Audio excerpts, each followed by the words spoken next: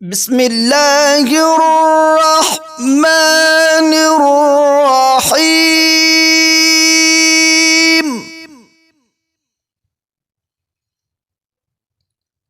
إذا جاء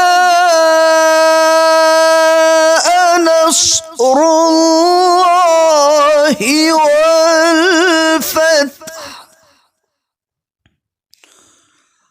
ورأيت الناس يدخلون في دين الله أفواجا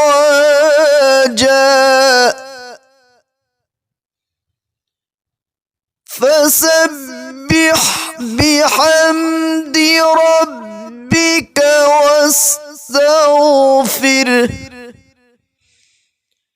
إنه